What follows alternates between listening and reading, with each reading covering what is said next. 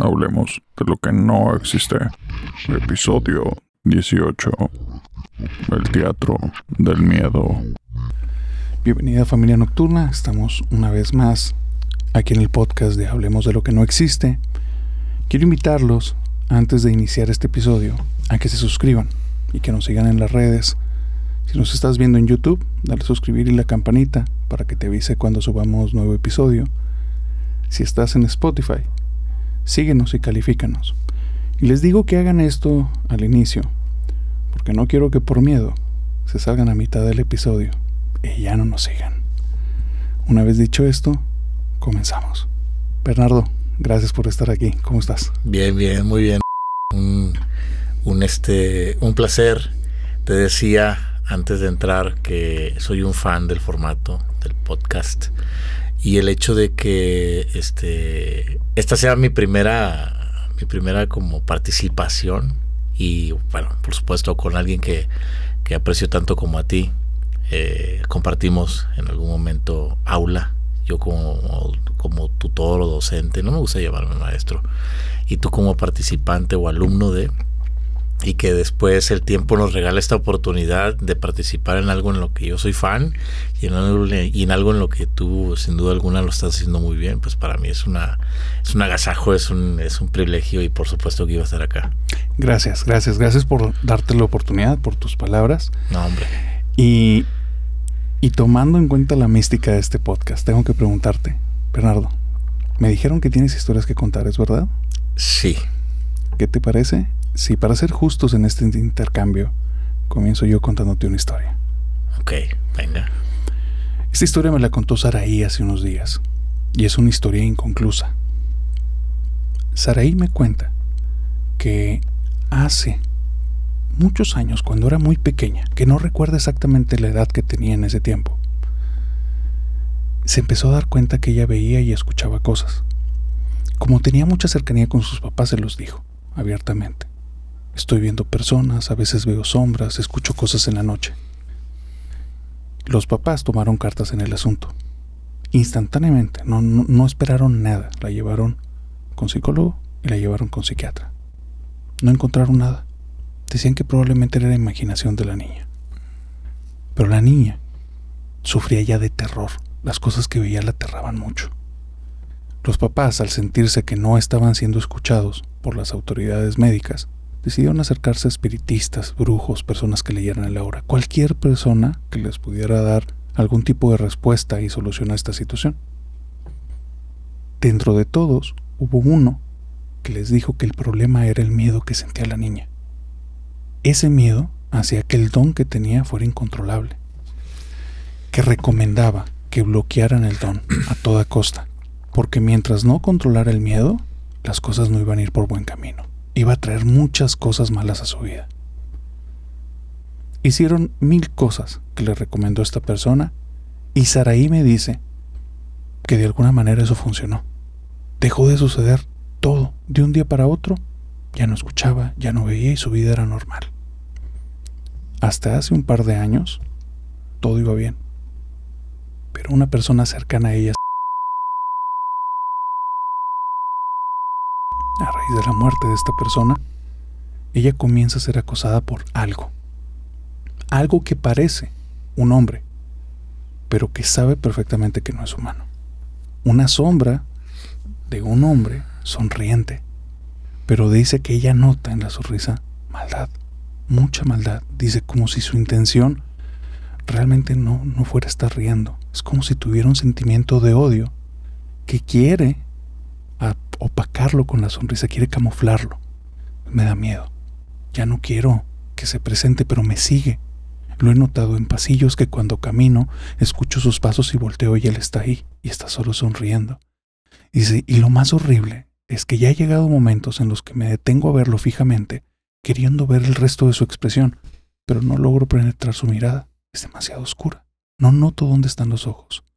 Y eso me aterra más. Ella, para ese momento, vivía con unos roomies, unos compañeros de la facultad. Llegó a ser tanto el acoso que un día decidió abrir el tema con todos. Y estando en una pisteadita, con una convivencia, les plantea a ellos que está viviendo esta situación. Y entonces nota un aire de silencio y la cara de todos extrañados. Y ella se asombra, se queda un poco inquieta y les pregunta qué sucede. Y le dicen, es que todos lo hemos visto.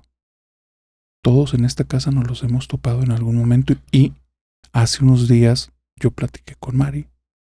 Mari platicó con Oscar. Y nos acabamos de enterar, nada más faltabas tú, si de ti te había pasado.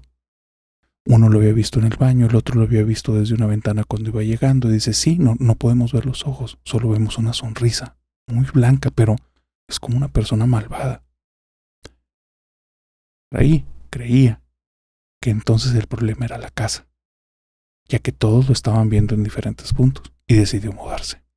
Ahí las cosas empeoraron. Cuando llegó a la nueva casa, empieza a ocurrir que al lado de su cama, como ya era una casa amueblada, estaba un sofá que no había forma de moverlo a otro lado. No había más puntos en la casa donde lo pudiera poner. No lo utilizaba, pero era parte de la decoración.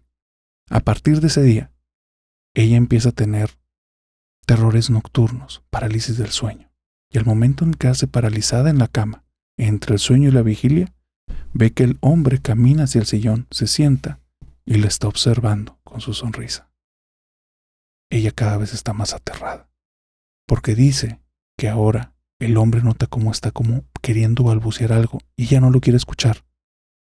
Algo dentro de ella le dice que sus palabras son como un veneno para su espíritu, que no debería de escucharlo, y se acordó de todos esos sonidos que escuchó cuando era niña y la volvían loca. Un día, este hombre se levanta del sofá y empieza a acercarse a la cama. Esto fue hace muy poco. Saraí dice que empezó a respirar profundo, que intentó relajarse para salir de esta parálisis del sueño y lo logró. Se para de la cama rápido, empieza a avanzar y se tropieza. Donde cae en el piso de rodillas, levanta el rostro y el hombre lo tiene frente a ella. Y ella ya no está en parálisis del sueño. Ella se puede mover, pero el hombre no desaparece. Quiere correr, se intenta levantar. El hombre levanta una mano y le pone su dedo índice en la frente. Dice que la sensación la tiene hasta el día de hoy. La persigue día y noche y es una sensación que no puede borrar. Dice, es horrible, es como si quisiera entrar en mí. Se levantó finalmente, corre hacia afuera, prende la luz y donde prende la luz ya no hay nada. Esto es lo que me contó hace unas semanas y en este momento espero que se haya solucionado su situación, pero hasta ahí va esta historia. Oh. Bernardo, ¿qué historia tienes para contar? Yo tengo una historia que ha estado en la familia desde siempre, ¿no? Bueno, pero bueno, déjame te la cuento. Claro. Mi familia es originaria de San Pedro de las colonias Coahuila, ¿no? Vengo de una familia muy humilde, ¿no? Ellos llegan acá a Monterrey por una situación de escasez en Coahuila. Y para cuando llegan acá, llega ya mi abuela con todos sus hijos. Mi abuela tuvo 2 matrimonios. Uno con Luis, se llama Luis, el señor se llama Luis, que muere muy joven, de 25 años, víctima de tuberculosis, ¿no? Y todavía estando en San Pedro de las Colonias Coahuila, ella en la misma comunidad conoce a otro hombre que se llama Juvencio, Cuba, ¿no? Con él tiene al resto de sus hijos, ¿no? Son 7 en total. Del primer matrimonio nace Ernesto, que es el mayor, Concepción, que es mi madre, que en paz descanse, y del resto es donde viene la descendencia de Cuba, ¿no? El resto de los hijos, que suman 7 en total, son de este segundo matrimonio, ¿no? Entonces, pues ellos vienen de Coahuila, se instalan en lo que era el viejo barrio de la Independencia, un área muy precaria con tejabanes, ¿no? Casas hechizas, en algunas más que otras, ¿no? Y pues bueno, lo que sucedió es que estando ya viviendo aquí en Monterrey, en el barrio de la Independencia, en los tejabanes, que ante la lluvia, ante el calor, ante cualquier inclemencia del tiempo, pues se tenía que soportar a la misma. En un verano en el que uno de los más pequeños estaba tose y tose, tose y tose. Tenía días tosiendo. Pequeño, te puedo decir que tenía unos 4 o 5 años, ¿no? Tose y tose, tose y tose, ¿no? Entonces, ya tenía varios días y en una noche los demás, los más grandes sobre todo, se quejaban con la abuela de que, oiga, ya, dele algo para que ya se le quite la tos. Tiene días tosiendo así, o sea, póngale algo, dele algo, ¿no? Entonces, ya era tarde en el momento que sucede esto y ya se estaban como todos recogiendo de la colonia para irse a dormir. Y en eso, mi abuela Hermila de la Rosa Ayala, Mila le decía, no Mila, está regañando a Carlos. Entonces le está regañando que por qué no se cuida de esa tos, que por qué anda mojándose en la calle, que por qué anda comiendo paletas heladas sin cuidarse, que ya van varios días que le dijo eso. Total que está en eso y le está sobando el pecho con el producto de Vips o Vicks, no sé cómo se le llame. Lo está sobando en el pecho, en la espalda. Y en ese momento a la abuela le cambia la voz. Para esto tienes que saber que la abuela tenía una particularidad. La abuela era cajita. Estas personas que tienen la facultad de recibir como espíritus, almas, entes que luego tienden a comunicarse con alguien más, ¿no? Entonces, la abuela, teniendo esta particularidad desde niña, vive su vida de esa manera, es decir, intermitentemente, y luego ya después, cuando es adulta, tiene como cierto dominio sobre eso. Pero para el caso es que cuando ella está haciendo oración y le está untando esto para que Carlos pues aminore su tos, su malestar, a la abuela le empieza a cambiar la voz. Y dejó de ser ella esencialmente para ser el auténtico Bernardo de la Rosa, que era su papá. Está en esto mi madre, María Concepción, se percata de que la voz de la abuela ha cambiado, la manera en la que estaba ella sentada ha cambiado, es decir, ella tanto físicamente como esencialmente cambió, y le dice, ¿es usted papá? Porque al abuelo Bernardo le decían papá, amén de que tenían pues a su padre que era Juvencio, ¿no? Bueno, no el papá de mi mamá, sino el papá del resto de los hermanos, ¿no? Sin embargo, al abuelo le decían papá, ¿no? Entonces le contesta que sí, que viene desde un lugar muy lejano, que viene muy cansado, que viene caminando como en una línea recta con piedras poludas, ¿no? Y que viene desde muy lejos, pero que viene tranquilo, que viene muy feliz porque viene a verlos. Entonces, el área de los tejabanes se dividía como en un área común en la que todos dormían y había como un agregado en el que Juvencio, sastre de profesión, costurero de profesión, tenía como su pequeño taller. Entonces, de estar platicando con ellos, para esto, cuando ellos se dan cuenta de que a la abuela le está cambiando la voz, cuando todos se dan cuenta de esto, mamá China, que es pues la hermana de mamá, joven también, adolescente, ella agarra su sábana y ¡bum! Se tapa. Entonces, se da cuenta de todo, cómo han estado, empieza como a platicar con todos. Tía China no responde porque ella está realmente asustada, ¿no? Entonces, Bernardo pregunta que dónde está Juvencio. Y mamá le dice, está en su taller. Bernardo le dice, llévame con Juvencio, quiero saludarlo. Entonces mamá agarra a la abuela de su mano, se para y dice que no se paró como se paraba la abuela, se paró como se paraba Bernardo de la Rosa.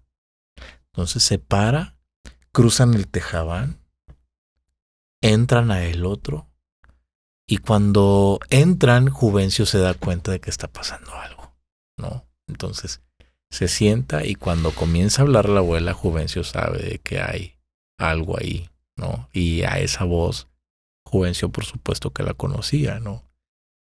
Y sabe perfecto que la abuela está en un trance, ¿no? Entonces comienzan a platicar y pregunta Bernardo, porque él fumaba mucho. La abuela fumaba también. A Cuba no le gustaba que la abuela fumara. Entonces, consciente de esto, Bernardo pregunta que si tiene una bachita de cigarro. Que si tiene una bachita porque tiene ganas de echarse un cigarro. Entonces Juvencio le dice, pues ándale, búscale ahí en los recovecos de tu mamá, o sea, la de Hermila, búscale ahí en su ropa, ahí en el closet, en donde ella dobla su ropa. No, pues ya mamá buscó y pues lo encontró y dijo, no, ¿sabe qué, papá? Porque le decían papá, no hay. Ah, ok. ¿Cómo está Juvencio? ¿Y cómo va el negocio? ¿Y qué tan se ha sentido aquí en Monterrey? Entonces comienza a platicar cual fuera Bernardo, pero a través del cuerpo de mi abuela. Entonces, total, estuvieron ahí un par de minutos platicando. Me cuenta mamá China que estuvieron un par de momentos platicando.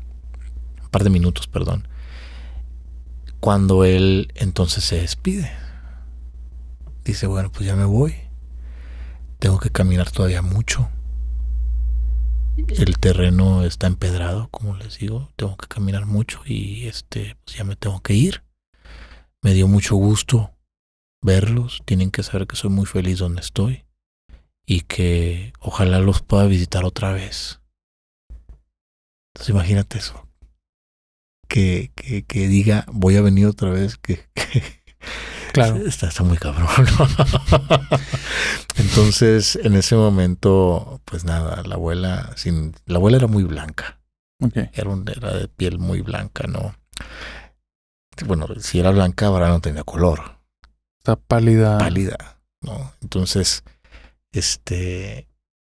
hay como un lapso, unos segundos en los que ella abre sus ojos. Todo el tiempo tuvo los ojos cerrados la abuela, ¿no? Abre sus ojos y ya es ella, ¿no?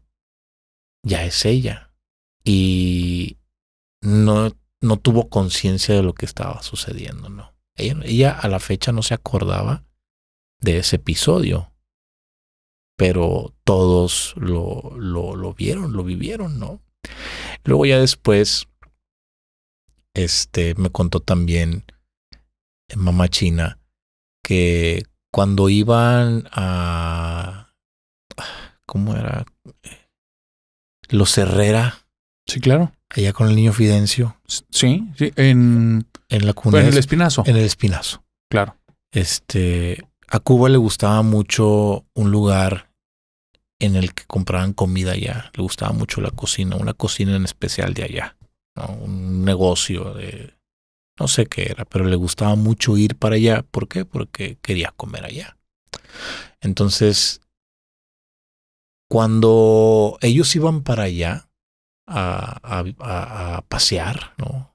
Decía Cuba que después no le gustaba ir porque apenas había pedido algo y ya mi abuela ya estaba sentada con una fila enorme de gente y mi abuela ya curando ahí a la gente. ¿Por qué? Porque eventualmente se le metía alguien o algo y ella comenzaba como a sanar a la gente, a las personas, ¿no? Por medio, era como un medium, ¿no? Mi abuela, ¿no? Canalizaba, como le dicen. Ajá, como cajitas, ¿no? Entonces, luego también, esta fue más reciente, mi hermano, tú sabes lo del mal de ojo, ¿no? Cuando dicen... Explícamelo, por favor. El mal de ojo es cuando tú en algún lugar, con alguna gente en especial, captas la atención. Entonces te están haciendo ojo. Ok. Por así decirlo. Es como una atención en especial que alguien tiene sobre alguien. Ajá. Y en ese sentido, está esta idea de, es que te hicieron ojo. Ya, le transmites tanto las intenciones, los pensamientos, el exceso de atención, la energía. Todo eso juega a la hora de que está este dicho de te hicieron ojo, ¿no? Entonces, cuando te hacen ojo, te sientes como desganado, te duele un poco la cabeza también, puede ser, no sé, te sientes falto de energía, falto de ganas, falto de todo, ¿no? Entonces, se dice que la gente trae ojo. Ok. Y para eso te barren. Con el huevo. Con el huevo, ¿no? Y luego la gente lo quiebra y a los minutos, supuestamente que si traes ojo, pues...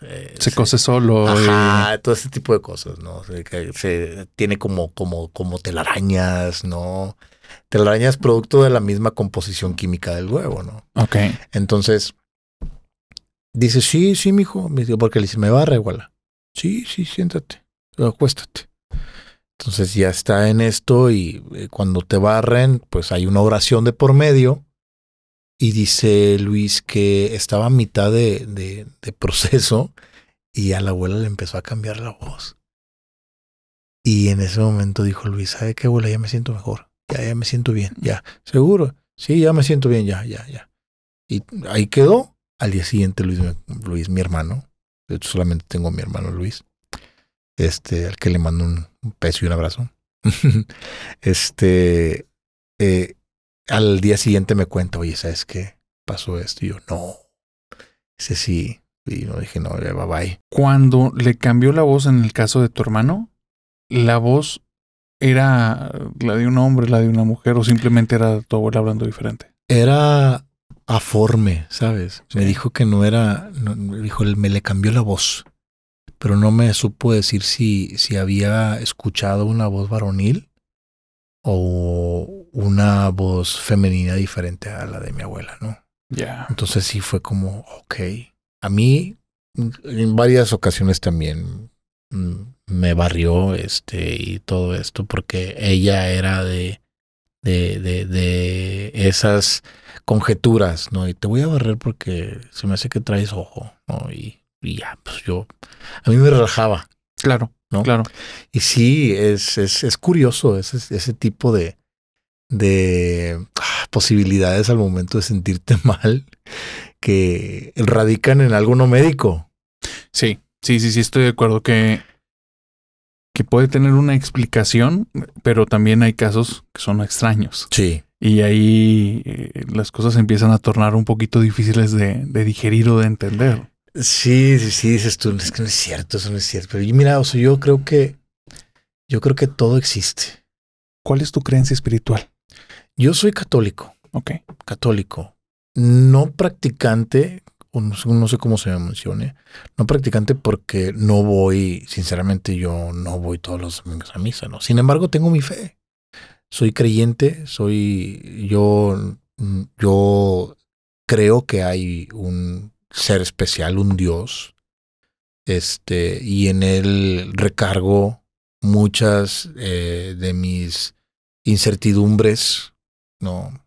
La fe para mí es algo que es fundamental en las personas, ¿no? Más en tiempos de tan caóticos como los que estamos viviendo, ¿no? Pero sí, yo soy creyente. A mí me gusta tener una fe, ¿no? Entonces, sí soy católico.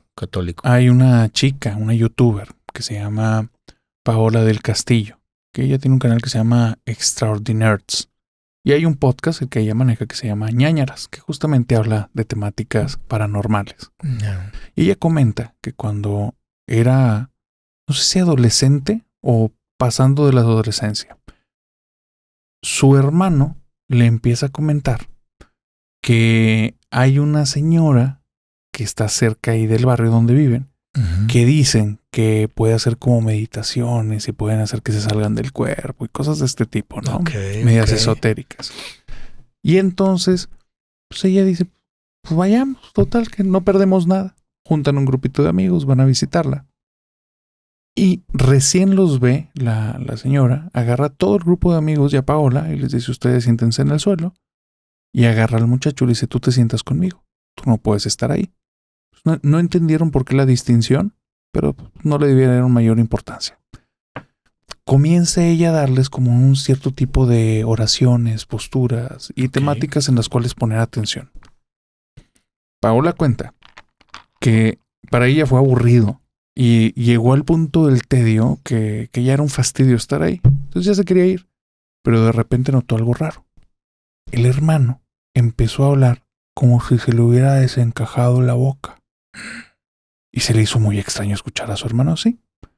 Cuando está a punto de abrir los ojos, la señora les dice, no abran los ojos, no importa que escuchen, no importa que pase, no volteen a ver. Y sigue escuchando al hermano que le empieza a cambiar la voz. Y la voz le está hablando rara. Y empieza a decir cosas cada vez más difíciles de entender. Ya llega un momento en el que la desesperación le gana a la chica, abre los ojos y se da cuenta que todos tienen los ojos abiertos y están volteando a ver al hermano. La señora empieza a hacer un tipo de rito y el hermano empieza como a moverse extraño y de repente ya está normal. Y entonces les dice a todos que se vayan excepto a Paola y al hermano.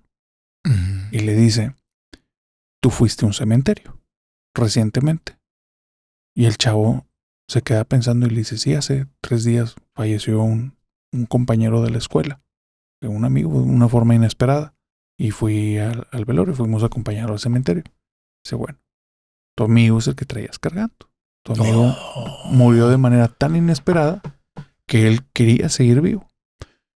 Entonces yo hablé con él y le dije que él ya había acabado su ciclo, que no era manera y que a ti te estaba impidiendo vivir bien. Y entonces les pide que vuelvan a ir, pero junto con la novia del chico, con todos los que habían asistido como a lo del cementerio. Entonces van el chico, la novia y Paola.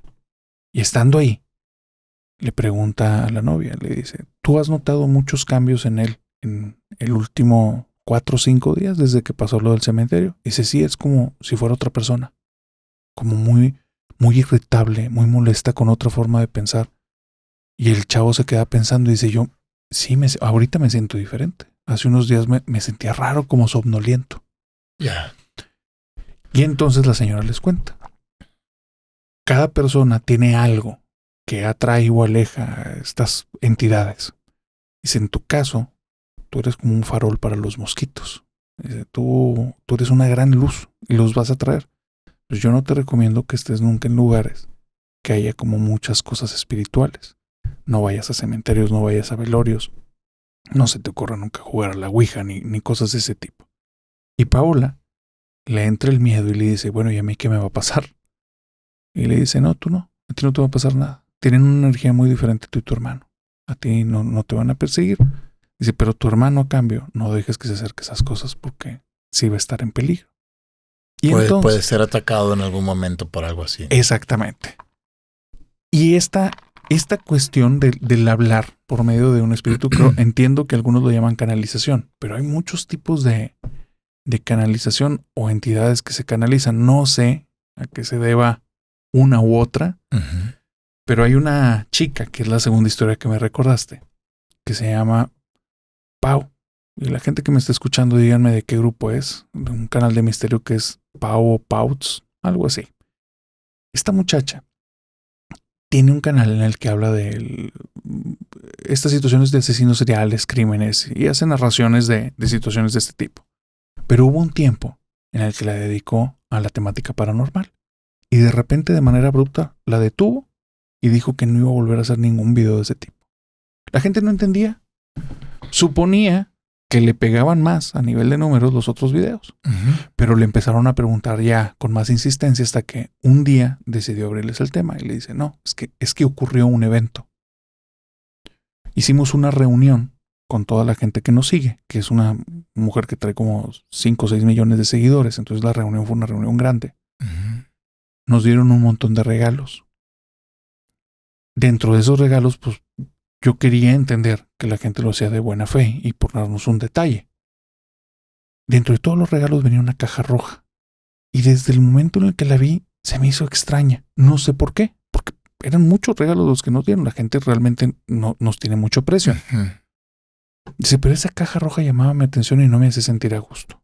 El empaque, las proporciones de la caja o... Qué buena pregunta. Ella dice que no era nada estético. Era como si le despertara emociones. Dice, era una caja normal, común y corriente, solo era roja. Pero teníamos más regalos rojos. No es el color que me despertara algo, era esa caja. Era la energía que traía, ¿no? Justamente. Cuando le llevan al cuarto, empiezan a abrir los regalos y ella una y otra vez está volteando a ver la caja. Dice, no me deja tranquila, vamos a abrirla. Es la peor cosa que pudieron haber hecho. Cuando abrieron la caja estaba vacía. No tenía nada. Una caja totalmente vacía. Pero los dos empezaron a sentir miedo. Mucho miedo. Inexplicable, sin sentido. Y empezaron a sentir como que un frío les empezaba a recorrer el cuerpo. Y se empezaron a sentir extraños al punto en el que ella le habla a un sacerdote conocido y le dice, ¿qué hago? Y le dice, probablemente es brujería o algo así. Te mandaron algo en esa caja.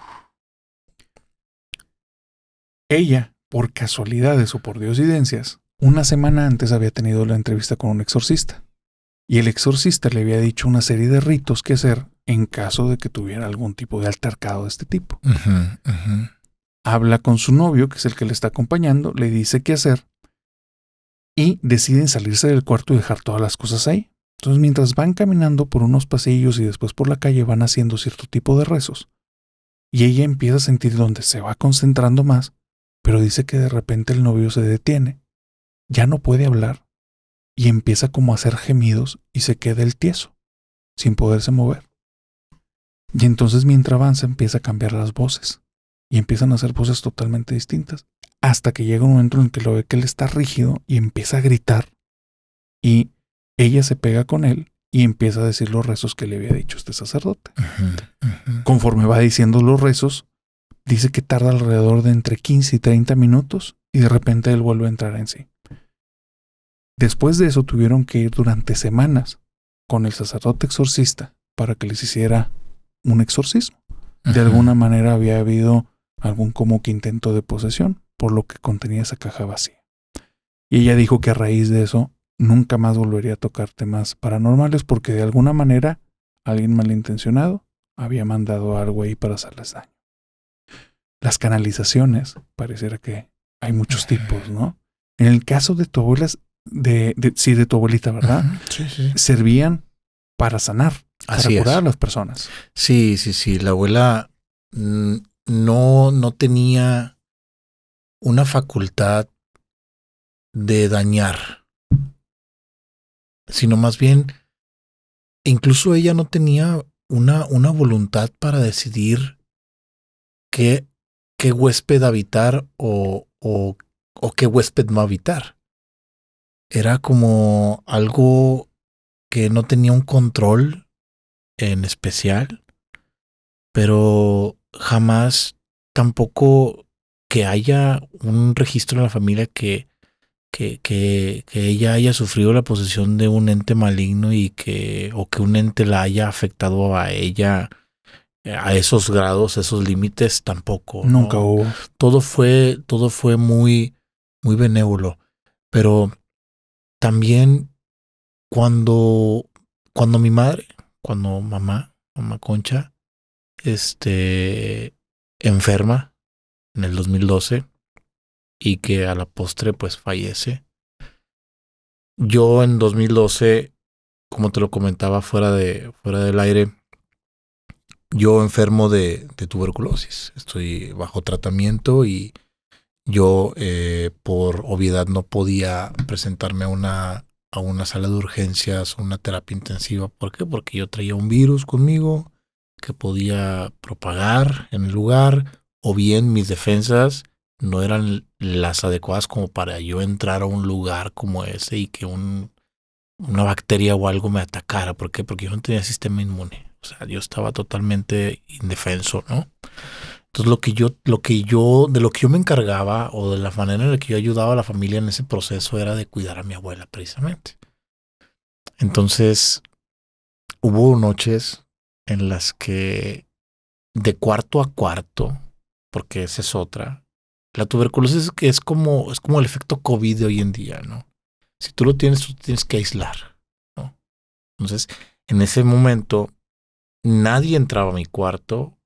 Y si yo salía de mi cuarto era con el tapabocas y, ¿verdad?, una serie de medidas de prevención. En las noches ella me decía, cuando mamá estaba internada en urgencias, en terapia intensiva, ella me decía que me acostara con ella, que porque tenía miedo. Entonces yo le decía, pues no puedo, abuela. Yo no puedo irme a acostar con usted porque yo traigo algo, yo no puedo. Me dice, ándale, ven, 3, 4 de la mañana, esto. Me dice, ven aquí conmigo, ándale, porque tengo miedo.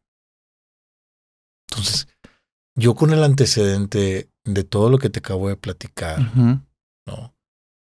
Que ella me dijera que tenía miedo, pues a mí todavía más, ¿no? Porque decía, güey, qué fuerte, ¿no?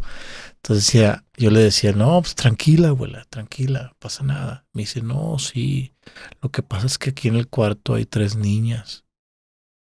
Hay 3 niñas en la ventana. Y una traía un garrote. La de en medio traía un garrote. Entonces, cállate, yo escuchara esto, decía, bueno, ¿qué hago? Nada más mi abuela y yo, porque había veces en que mi hermano iba y se quedaba de noche, ¿no? Porque así fue todo el proceso de mi mamá en el hospital. Los únicos que estaban ahí era mamá china, mi cuñada, mi hermano y eventualmente alguno de los hijos de mi abuela, ¿no? Entonces, pues yo mi responsabilidad era esa, ¿no? Que ella estuviera tranquila. Entonces, había días en los que yo me acostaba como en un pasillito que conecta ambas recámaras y así a la distancia. Aquí estoy, abuela, aquí estoy. Yo me dormía así a un lado, como a 2 metros de ella, ¿no? Y ya se pasaba la noche y pues yo no dormía. Realmente yo no dormía. Era para darle seguridad a mi abuela, ¿no? Y después, cuando ella cae al hospital por una insuficiencia renal, recuerdo muchísimo que en una ocasión, cosa muy curiosa, en los hospitales no te dejan quedarte 2 familiares.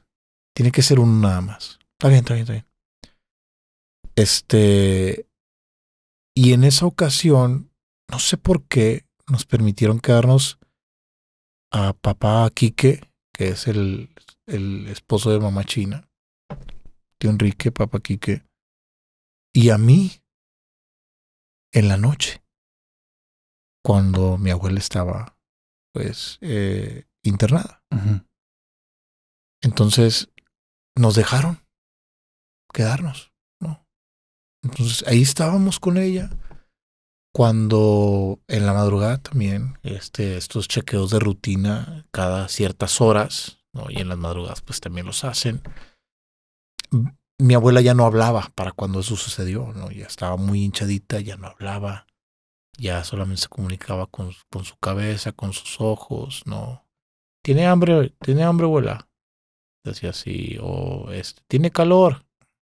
Asentaba o negaba, ¿no? Con su cabeza y con sus ojos, ¿no? Entonces, para ese punto en el que estaba mi abuela, es cuando nos dejan quedarnos a mí y a mi tío una noche. Entonces te cuento, ella están estas camas, ya sabes, enormes de hospital, ¿no? Yo estaba en los pies en los pies de la cama. Papá Enrique estaba como a 2 metros sentado en una silla pegada a la pared con el ventanal y viene la enfermera a hacerle el cambio de suero y unas cosas, ¿no? Entonces, como las camas de hospital quedan un poquito arriba, las enfermeras tienen como una especie de escalera pequeña para, pues, maniobrar, ¿no? Sí. Para poder maniobrar. Entonces, en eso está la enfermera cambiando el suero o lo que fuera a hacer, lo que tocaba hacer. Yo recuerdo que estaba con mi cabeza hacia abajo, viendo, pero con mi cabeza hacia abajo en ocasiones, momentos, porque es el procedimiento duró minutos, ¿no? Esos minutos yo estaba como que viendo y porque era tarde ya, ¿no? 3 de la mañana, 4 de la mañana, entonces yo bajaba y pues con sueño, somnoliento, ¿no? Y papá Enrique sí estaba como quedándose ya casi dormido acá, ¿no? Entonces yo estoy así y cuando de repente escucho, ¿por qué me jaló el pelo? Entonces yo le dije, ¿cómo? Sí, ¿por qué me jaló el pelo? Le dije, a ver, señorita, yo, ¿en qué momento le voy a jalar el pelo? Si yo le hubiera jalado el pelo a usted se hubiera dado cuenta de que vine y me vine a ponerme otra vez aquí. De aquí no la alcanzo. ¿Cómo le voy a jalar yo el pelo, señorita? Entonces voltea para donde está papá Enrique. ¿Y usted fue? Y dice, no, pues estoy aquí casi quedándome dormido, señorita. Aparte también usted hubiera visto, si yo le hubiera jalado el pelo, usted hubiera visto que vengo de regreso. El desplazo, claro. Ajá, natural. Y dice, pues me acaban de jalar el pelo. Dice que sintió esto así, de la cola de caballo que traía. Un tirón. Pum, pum. Me acaban de jalar el pelo. Entonces nos quedamos viendo a papá Enrique y dijimos, claro, la están cuidando. ¿Quién? No sé, pero la están cuidando. Y en otra ocasión, que me quedé también a cuidarla, ella estaba acostada, pero estaba así, mira, pum, pum, pum. O sea, no era su mirada como al libitum, ¿no? De la habitación, no. Estaba bien, pum, dirigiéndola. Algo, pum, y pum. Entonces yo me doy cuenta, me paro de donde estaba en otro día, en otra ocasión, me paro donde en aquella ocasión estaba papá Enrique, me paro y le digo, ¿con quién habla, abuela? ¿A quién está viendo? Ella me ve y me dice, estaba viendo a sus muertos. Ya habrá sido a mi mamá, a Cuba, o a Bernardo, o no sé, a su hermana, no sé. A alguien estaba viendo 3 personas, Oso, porque era 3 direcciones, focos 3 diferentes. Sí, entonces yo dije, claro. Una suscriptora me contó esto, que ahorita lo trajiste a mi mente. Ella tenía a su mamá enferma en el hospital. Ya tenían varias semanas, estaba en cuidados intensivos y tenían varias semanas turnándose. Un día, cuando ya la pasan a cuidados intermedios, coincide con que ya no alcanza a llegar al turno en el que se iba a quedar a cuidarla. Y el hermano que estaba antes de ella se tuvo que ir un poquito temprano. Entonces fue un plazo de 2 horas en las que estuvo sola, pero ahí se da cuenta que ya no va a poder llegar y que esa noche ella la va a pasar sola. Y dice, bueno, pues no, ni hablar. De plano no puedo hacer nada, solo sé que ya estén intermedios y que nos dieron un buen diagnóstico. Entonces estoy tranquila y mañana temprano llego. Llega por la mañana a primera hora, apenas dejan entrar personas, ella es la primera en la fila, sube y la mamá la recibe muy contenta. Y le dice, hija, quiero que le agradezcas mucho a la enfermera que se quedó en la noche a cuidarme. Ay, dice, ¿se quedó una enfermera a cuidarte? Sí. Llenita, morenita, tenía el cabello recogido, su escafandra, el que tenía puesto, el gorrito, y muy, muy amable. En ratitos que me desperté en la noche platicó conmigo y siempre estuvo atenta. Ah, bueno. ¿No te dijo su nombre? No, pero por favor ve y pregunta que quién fue y dile que la queremos compensar con algo monetario, porque sí fue mucho el apoyo. Aparte de súper característica, ¿no? O sea, ella se grabó perfecto. Todos los detalles, por el nivel de amabilidad. Ajá. Se quedó grabada en la persona. Sí.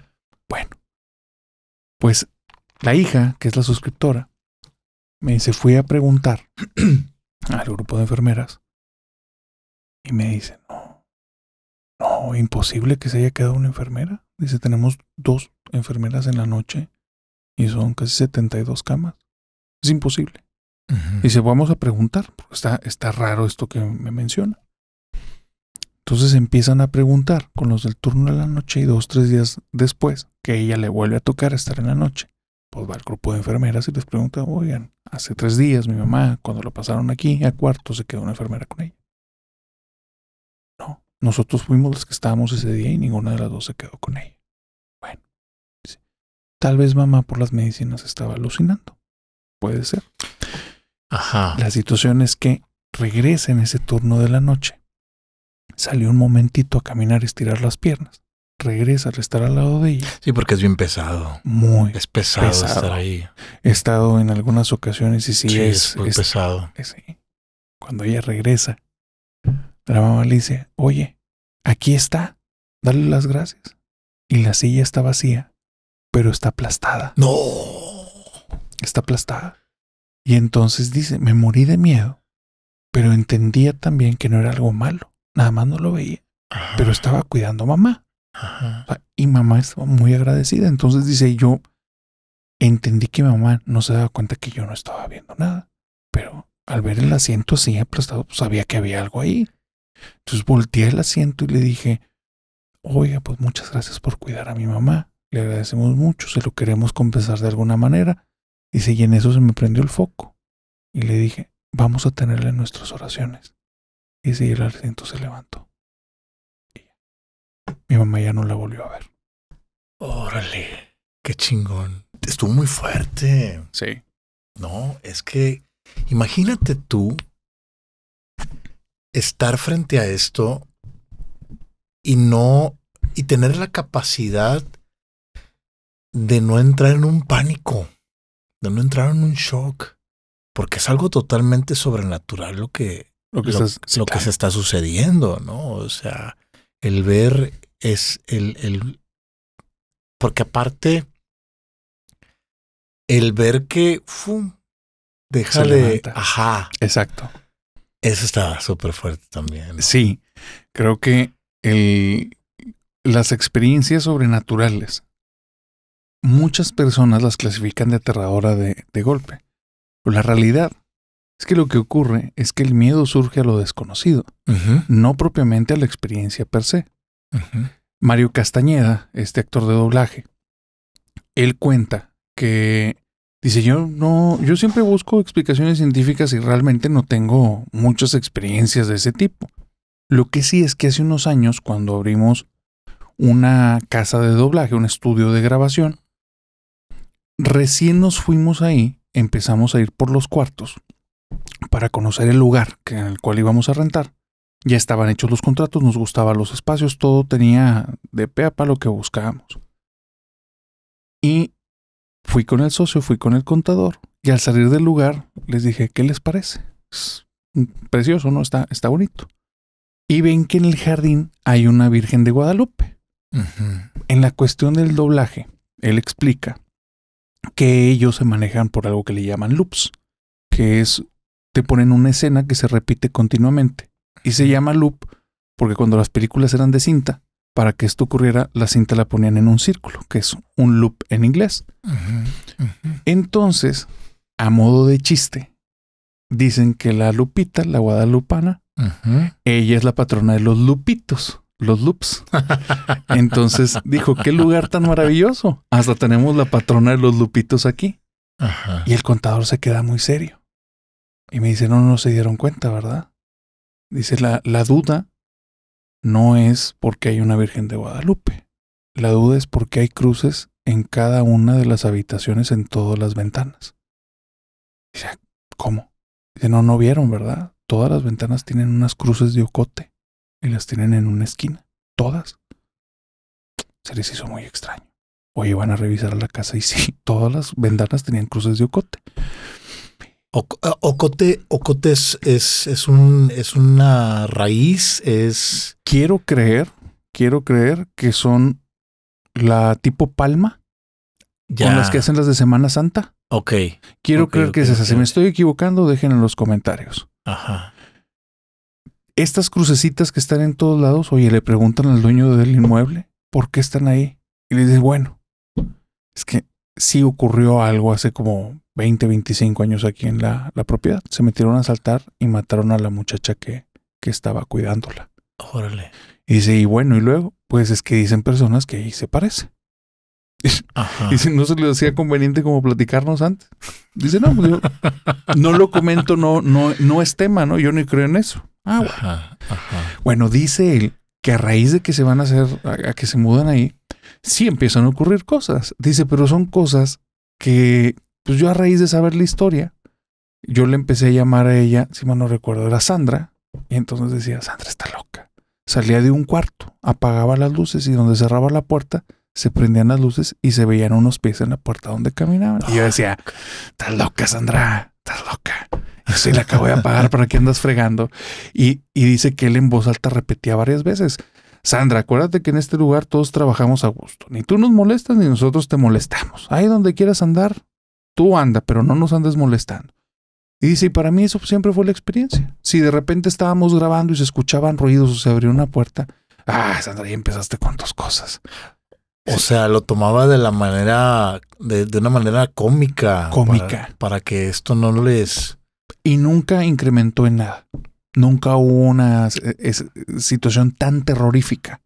Pero justamente creo que el espectador, la persona que vive esta situación, pone mucho de su ser en la situación. Y es lo que la vuelve a veces tan terrorífica. Situaciones que si las ves desde otra perspectiva, no lo son tanto. Como el ejemplo del hospital. En la misma experiencia, la mamá estaba agradecida con eso, al no saber que era algún tipo de entidad. Y la hija eso le ayudó a digerirlo de otra manera y darle las gracias. Y ponerle también ciertas puertas. Creo que ella lo entendió como el ente estaba agradecido por ponerlo en sus oraciones, que era lo que de cierta manera necesitaba. Lo que buscaba, ¿no? Y la mamá no tuvo esta revelación después de que ella ya haya estado consciente de que lo que... Hasta donde se no le quisieron decir. Por lo mismo que salía de la enfermedad y todo, ¿para qué alarmar? Creo que también ocurriría que si ella se entera que estaba hablando con algo que no estaba ahí, por supuesto, se aterraría. Claro. Fíjate que la abuela tenía estos alcances y los tenía tan desarrollados que cuando, bueno, las vecinas de la colonia, porque cuando ellos dejan el barrio de la Independencia, cuando mamá ya saca su casa, cuando mamá China saca su casa también, ellas dejan de vivir en el Tejabán. ¿Por qué? Porque ya son acreedoras de un Infonavit. Bueno, pues ellas ya llegan a Guadalupe, ¿no? Que es donde tienes tu casa ahorita y donde vive mamá China también. Pues obviamente pues empiezan a hacer comunidad, empiezan a tener pues sus vecinos y todo esto, ¿no? Crece el barrio, se hace viejo el barrio, todo esto. Entonces, pues sus amigas, por ende, pues van perdiendo. Pues eventualmente se van falleciendo, ¿no? Ya. Ella se entera por medio de las vecinas y todo esto, pero a sus amigas más íntimas del barrio, cuando la abuela estaba más grande, uno ya procuraba no decirle, oiga, ¿sabe que se murió fulanita? ¿Por qué? Porque se iba a poner triste la abuela, no sé. Decidíamos en algún punto decirle, si no hasta tiempo después, no sé. Y encontrábamos como la manera de, ¿no? De manejarlo. Ajá. En alguna ocasión fallece una de sus amigas. Y nadie le dijo, nadie de nosotros le dijimos nada. Dijimos, no, pues falleció, ¿no? Entonces, nadie le diga nada a la abuela, porque no queremos que se ponga mal, ¿no? Que se ponga triste y se nos agüite, ¿no? Claro. Entonces, eso pasó, por ejemplo, un lunes que fallece la señora, ¿no? El miércoles nos pregunta ella. Para esto no tuvo contacto con algún familiar de esta señora o alguna vecina vino y le dijo, no, nada. Eso pasa, por ejemplo, un lunes, pero el miércoles nos dice, ¿y dónde la van a enterrar a fulanita? No quiero decir el nombre por... Sí, claro. Pues oye, ¿y dónde van a enterrar a fulanita? Y nosotros, eso nos lo dijo a la hora de la comida, a todos, ¿no? Y dijimos, todos nos volteamos a ver y dijimos, ¿cómo? Sí, ¿dónde la van a enterrar? Porque quiero ir. Y todos no supimos cómo reaccionar. Uh-huh. Nadie le había dicho nada. Nadie le había enterado de nada. Entonces dijimos, ok, es inútil sostener esto. Y ya, bueno, pues, le dijimos, no, pues la van a enterrar en tal lugar, ¿no? Ah, ok. Se le agravó eso que tenía, ¿verdad? ¿Qué tenía? Ah, tenía cáncer. Y todos quedamos, no era cáncer, no, le dijo otra enfermedad. Uh-huh.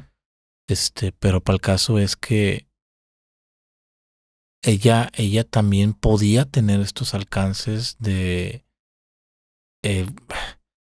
inexplicablemente enterarse de la partida de alguien, ¿no? Y ella tenía la información.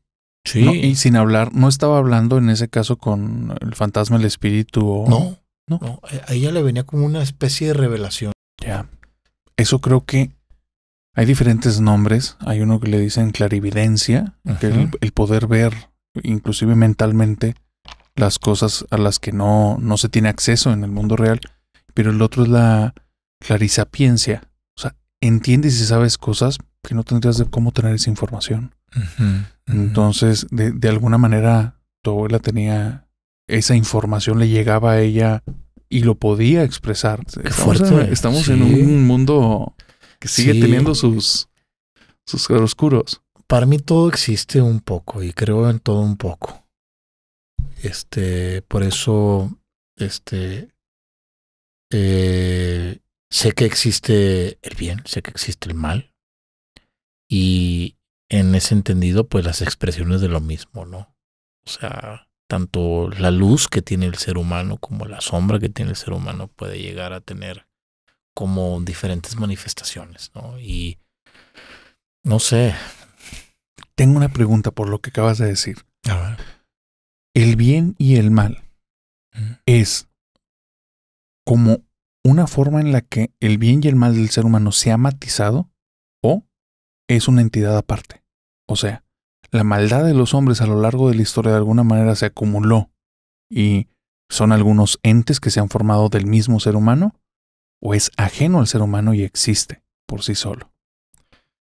Yo creo que, bueno, a mí mis reflexiones en teatro, mis análisis en relación a creación de personajes y todo esto, me han dado a entender de que nosotros, o sea, tú, yo, cualquier persona, tiene en su interior todos los actos de amor, de luz que pueda llegar a expresar. Pero también tiene todas las sombras y oscuridades y actos perversos que también pueda llegar a expresar por deseos o necesidades en ambas situaciones, ¿no? Por ejemplo, tú dices, pues nada, yo no soy capaz de matar a alguien.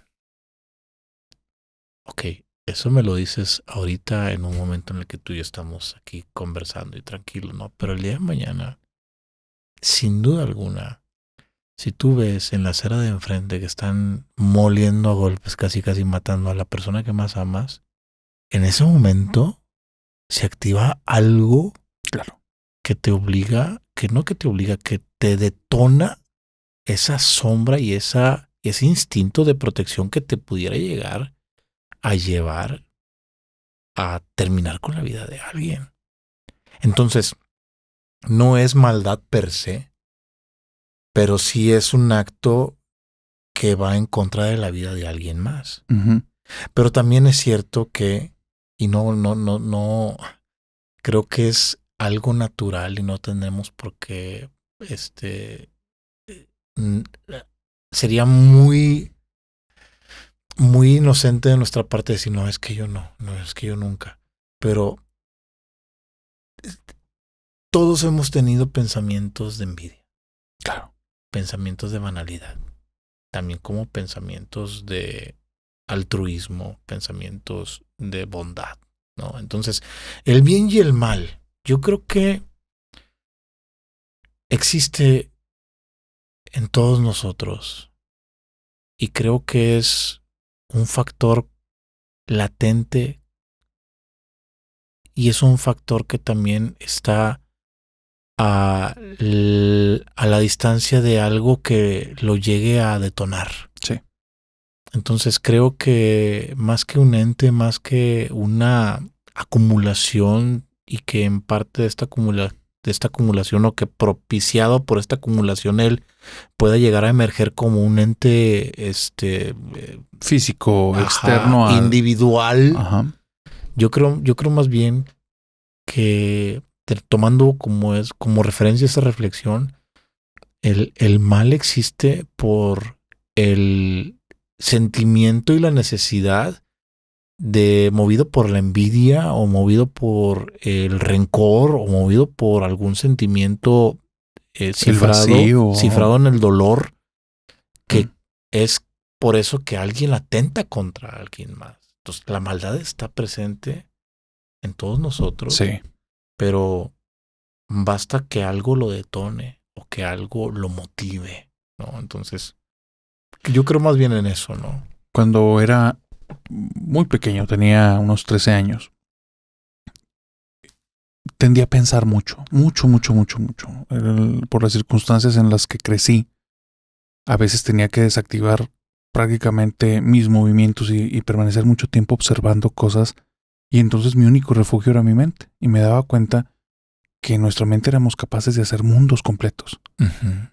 Mundos que inclusive, si les dabas el permiso, eran mundos que tenían vida propia y hacían lo que querían. Así si es. los descuidabas y regresabas, las cosas habían cambiado y modificado y no estaban bajo tu control. Un día, en una conversación con un amigo, dijo una frase que me trastornó, literalmente me trastornó. Íbamos caminando por una calle a mediodía. Recuerdo que íbamos rumbo a una parada de un camión. Y me dice este amigo: acabo de pensar la cosa más terrible que un ser humano puede pensar. Y se ríe. Me dejó confundido. Y le dije, pues dime, ¿no? O sea, ¿qué tanto puede ser? Dice, no, jamás en la vida me voy a atrever a decir esto. Órale. A raíz de eso, que yo creo que él fue cualquier estupidez la que pensó y fue más bien generar esta situación de intriga, tardé meses, Bernardo, meses, pensando en las cosas lo más terrible que pudiera pensar. ¿Qué es lo más enfermizo y desgraciado y malvado que pudiera cruzar por mi mente que llegara a decir? Jamás me atrevería a decirlo con palabras. Y mi mundo mental se transformó en una pesadilla. Todas esas cosas que empecé a pensar fueron tantas y tan seguidas y de tantas maneras que llegó un momento en el que me volví insensible en la vida real. Y empecé a entender, cuando leía de psicópatas, que era lo que ellos sentían, que era un vacío absoluto y una forma total de ausencia de emociones. Y empecé a entender que probablemente hubo alguna ruptura en un momento de su vida que los llevó a que ese mundo interno colapsara. Como entendía cómo funcionaban las cosas y cómo llegué ahí, con el paso del tiempo pude hacer un retroceso. Pero una vez que se quiebra ese cristal interior, ya trabajas con los pedazos. Ya es imposible volverlo a dejar de una manera. Pero sí, yo creo que el ser humano en su interior, de cierta forma y por alguna circunstancia, es capaz de llegar a la sombra más oscura o a la luz más luminosa. Sí, sí, sí. En tus experiencias de teatro, el teatro es un lugar mágico, maravilloso. Se acumula mucha energía del público, de los actores no se diga. ¿Te ha tocado alguna experiencia ahí? Esto me sucedió justo en el lugar en el que tú tomaste taller una vez conmigo. No sé si lo tenga que decir. Bueno, no lo voy a decir. En ese lugar, la gente de administración me decía que el teatro estaba, bueno, pues en un tercer piso. Singularmente estaba en un tercer piso. Y la gente me decía, no, pues aquí el teatro está muy bonito, tiene muy padre acústica, tiene un butacado nutrido, ¿no? El espacio funciona, por supuesto, como teatro, pero también funciona como un auditorio que cuenta con lo necesario para que cualquier evento pueda pues, salir Claro. profesionalmente y con... Vaya, está muy equipado, ¿no? Y quien me atendió en ese momento, cuando yo fui a ver el lugar, junto con un colega, Luis de la Cruz, que le mando un gran abrazo y un beso. Mi querido maestro, Luisito, claro. Luis de la Cruz. Nos dijeron ya después, que justo en la cabina donde se manipulan luces y sonido, ¿no? Justo ahí era el lugar favorito de un espíritu de un maestro. Él tenía presencia como en todo el teatro, ¿no? Ok. Pero su lugar favorito, la cabina. Era ahí arriba, ¿no? Entonces, si tú te colocas en el teatro, justo enfrente y arriba está este vitral, ¿no? Frente al escenario en la parte superior. Ajá, en la parte superior.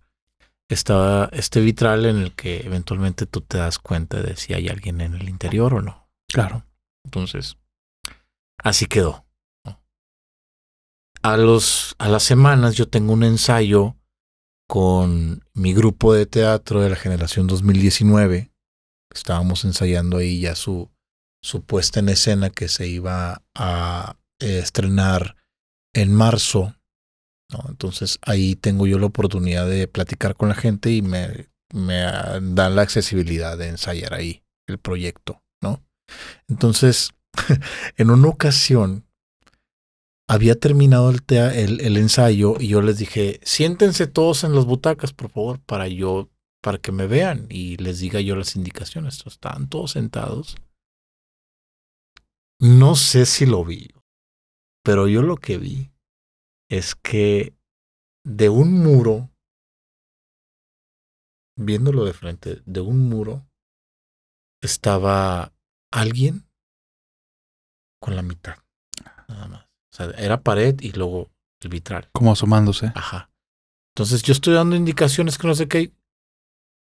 La gente que estaba enfrente de mí, los chicos que estaban enfrente de mí, se dieron cuenta de que algo había sucedido. Porque yo estoy aquí, fueron segundos en el que está así y ¡pum! Se esconde. Se esconde. Y yo, que acabo de ver, adentro, fue real, que acabo de ver, sí, ¿no? Entonces todos, de estar así, viéndome, todos voltearon para atrás. Claro, por supuesto. Entonces me dijeron, ¿qué vio? ¿Qué vio, maestro? Y yo, no, nada, no, sí, huevo, vio algo. Vio algo, ¿qué vio? Entonces le dije, vi al maestro. De ese del que nos habían... Ya lo vi. Lo acabo de ver. Entonces fue como que... Wow.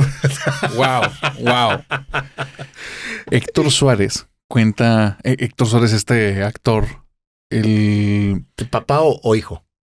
Héctor Suárez, papá. El hijo es Héctor Suárez Gómez, ¿verdad? Ajá, sí. Héctor claro. Suárez, papá, cuenta que estando en el Insurgentes, preparando una obra, él justamente ve la cabina y ve que hay una persona que se está moviendo. Entonces le empieza a gritar, ¡Ey!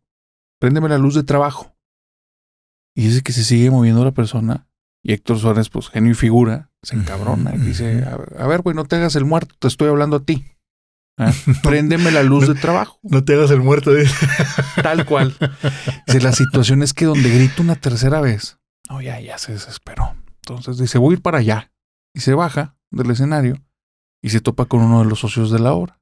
Ajá. Y le dice, oye, ¿quién es el animal que está allá arriba? Que no nos está prendiendo la luz. Llevan 3 veces que se la pido.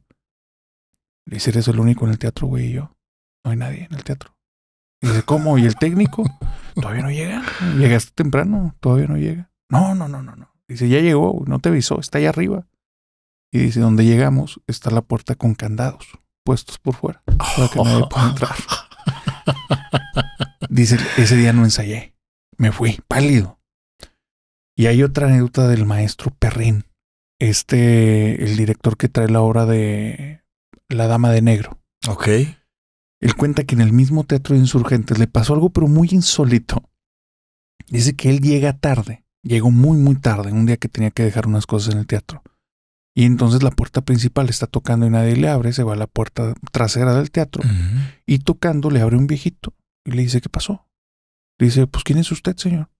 Dice, no, pues soy el maestro Perrín. Tenemos aquí la obra de La Dama de Negro. Y dice, ¿cómo no? Yo soy Nacho. Cualquier cosa me avisa y estoy para servirle.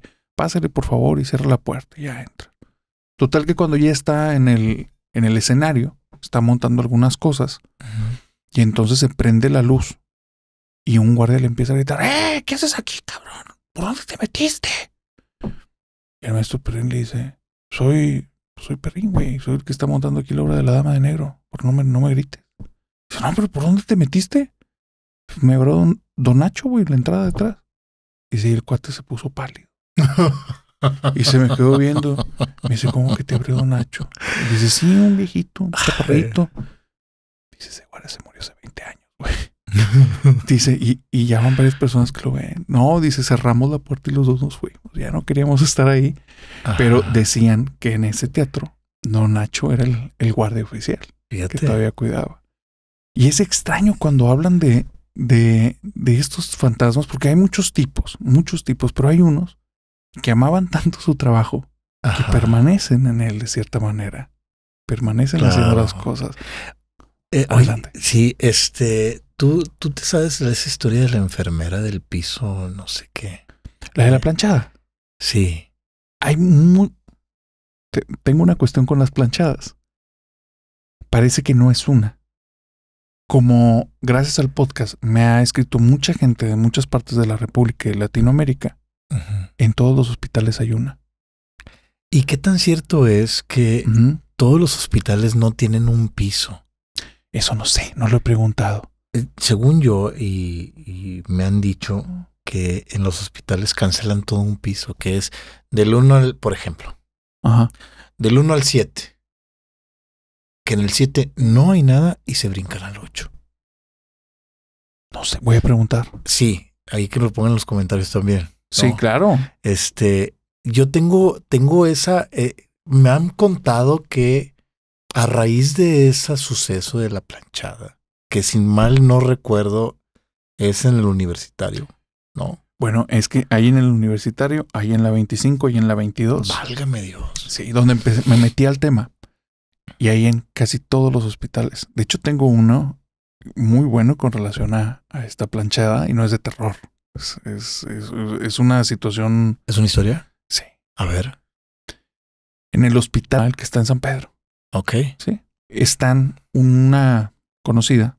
Su hermana está teniendo su niño. Ok. Y ella está muy preocupada. Es mamá primeriza. Entonces, todas las cuestiones de medicamentos, cuidados, etc. Como están en la situación de COVID, no puede haber personas ahí más que ella. De hecho, le dijeron, ni tus familiares, ahorita nos vamos a manejar con puro cuidado al hospital, porque tuvo a su bebé en el pico. Entonces dijo, no podemos correr riesgos por la salud. Claro, súper peligroso. Exacto. Bueno, llega la medianoche y ella estaba esperando la medicina. Llega a la 1 de la mañana, está muy preocupada y por como ella está convaleciente, no se puede mover, no puede picar los botones, no puede avisarle a nadie. Y se empieza a desesperar mucho. Y empieza a decir, por favor, vengan, falta la medicina de mi bebé, ayúdenme. Dice, a los 5 minutos se abrió una puerta. Entró una enfermera con un uniforme diferente a las anteriores. Llegó, me trató muy bien, le dio el medicamento al bebé y se presentó como Lucy. Dice, no soy Lucy, lo que necesitas aquí estoy. Cerró la puerta y bye. Como 40 minutos después llega una enfermera y le dice, oye, discúlpame, llego bien tarde para darte lo de la medicina de la niña. Soy la enfermera de turno, pero me ocupé en otros pendientes, perdóname, pero ahorita ya puse en el registro que no la dimos en la hora. Y le dice, no, espérame, no llegaste tú, pero llegó Lucy y nos dio las medicinas. ¿Cómo que Lucy? ¿Quién es Lucy? Pues una enfermera que se llama Lucy y venía con este uniforme. Dice, ese fue el uniforme con el que abrieron el hospital hace 10 años. Ese lo cambiamos hace tanto tiempo. Y entonces... Porque luego le describió a detalle, ¿no? Se le quedó muy marcado porque de la desesperación quedó bien agradecida con la enfermera. Entonces, claro. Luego le sonó el contraste donde, digamos que es muy fashion, entonces nota detalles hasta de la tela. Ya. Y donde hizo la descripción, colores, tipo, forma, cortes, la enfermera la reconoció. Bueno, la situación no termina ahí. La situación es que cuando llega la hermana de esta conocida, saca a la enfermera y le dice, oye, ¿cómo que pasó esta situación? Y le dice, mira, ven. Y le muestra una foto.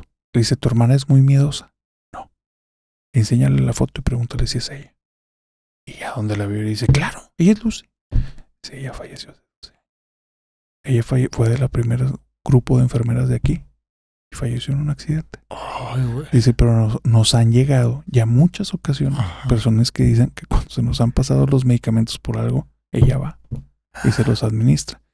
Ya no se murió de miedo, mi amiga, pero muerta de miedo. Aunque fue de ayuda y todo, ya al entender la situación, pues no supo cómo tomarlo. No le preguntó, bueno, ¿y de dónde saca los medicamentos? O sea, ¿y dónde tienen ustedes todo el protocolo, inventario, etcétera, ¿no? Entonces, no saben esa parte, pero sí decían que en ese hospital ocurría y era algo continuo. Fíjate qué fuerte, ¿no? A ti no te ha tocado ver algo así, porque lo que yo vi fue a la distancia. Claro. Fue a la distancia, pero ¿qué tan real o qué tan natural tiene que ser un encuentro? Bueno, natural o real me refiero a que imagínate que no estoy aquí y que estoy platicando contigo. Sí. Y que tú dijeras, oye, que el chavo de la pashmina mostaza, qué buena onda es y qué guapo está. Y sí. Todos los atributos obvios. Y que te dijeran, ¿cuál? Sí. No, a ver, es Y imagínate, para quien vive esa situación, solamente esa persona sabe qué tan real y qué tan vivo fue eso. Porque yo no me imagino estar en esa situación de estar platicando, de estar teniendo con alguien y que ese alguien eventualmente no sea. Te das cuenta que no está vivo. O sea, ¿cómo se presentan esos encuentros, ¿no? La situación que yo he vivido 5 situaciones en mi vida. Por eso creo que existe algo más. No me gusta ponerle nombre porque los encuentros fueron muy diferentes. Yo voy muy de la mano con que no todo es terrorífico porque varias de las cosas que viví fueron así. No fueron terroríficas, fueron extrañas. Extrañas. Un día en mi casa, estando de adolescente, estaba en el cuarto de mis papás y en el cuarto de mis padres tenía una puerta que daba hacia el patio. Y esa puerta tendríamos a dejarla abierta porque entraba aire. Ahí pegaba una corriente de aire muy agradable. Y era un lugar muy seguro, entonces dejábamos casi siempre abierta esa puerta y ventilaba la casa de manera muy, muy agradable. Estoy acostado en la cama de ellos y estoy leyendo. Y volteo a la puerta y veo claramente la sombra tridimensional, porque no era una sombra plana, de un hombre con un sombrero y un maletín. Volteo y lo veo y todavía me detengo como 3 segundos.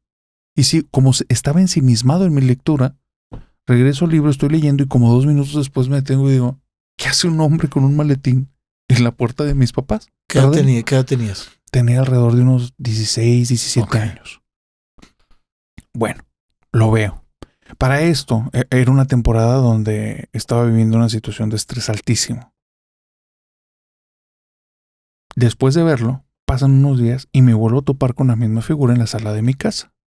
Pero era algo en el que no por el parpadeo no está. O sea, parpadeaba y lo veía, pero reaccionaba tarde. Vuelvo a decir, dentro no me considero una persona tan habitual con el resto. Mi forma de procesar las cosas es diferente, entonces no me tiendo a sorprender emocionalmente. Es diferente mi impacto. Entonces lo veo, regreso a mis cosas y digo, es el mismo señor de la vez pasada. ¿Qué hace aquí? ¿Quién es? ¿Qué es? Pues quién sabe. Bueno, pasan unos días y estando en la sala veo un niño con una pelota. Y la pelota se le cae de las manos, no hace ruido y rueda hacia mí. Entonces veo la pelota y digo, ¿qué hace? ¿Por qué un niño con una pelota? Y ya no veo nada. Nada de miedo. Solo fue extraño. Son unas sombras de unas personas aquí, pero no, a mí no me dicen nada que sean amenazantes. Solo son unas sombras. Y un día pasando por la casa de una amiga, veo el hombre y el niño justo enfrente de la casa. Y están parados enfrente de la casa y noto donde están volteando hacia el frente de esa casa. Nunca los volví a ver. Fue la última vez que los topé. Sin embargo, pasan, no sé, como unos 3 años.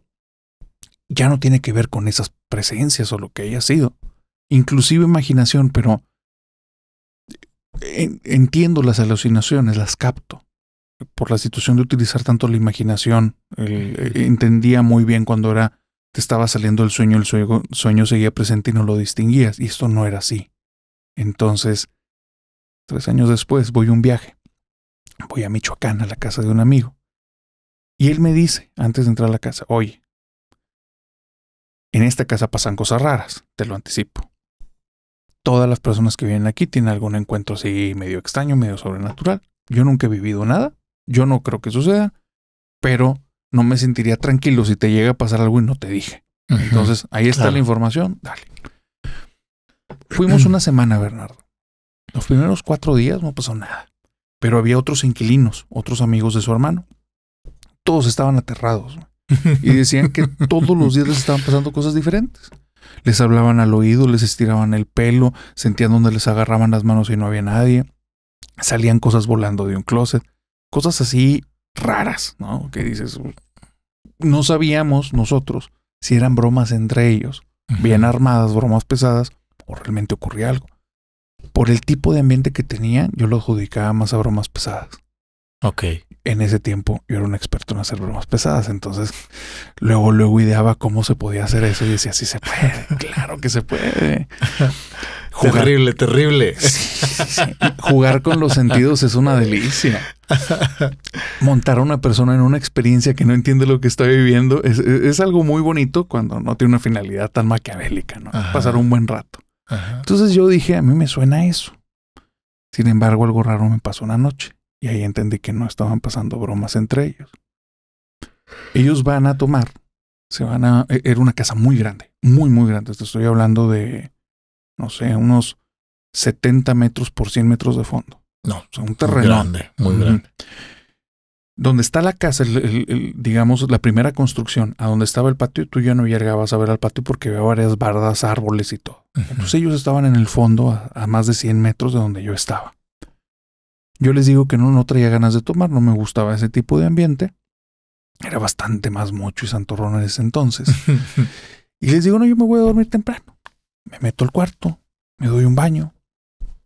Y en ese tiempo me había metido en grupos católicos y estaba muy metido, entonces tenía una cruz. Y agarro mi cruz y estoy haciendo unas oraciones antes de dormir, que era ya parte de mi rutina.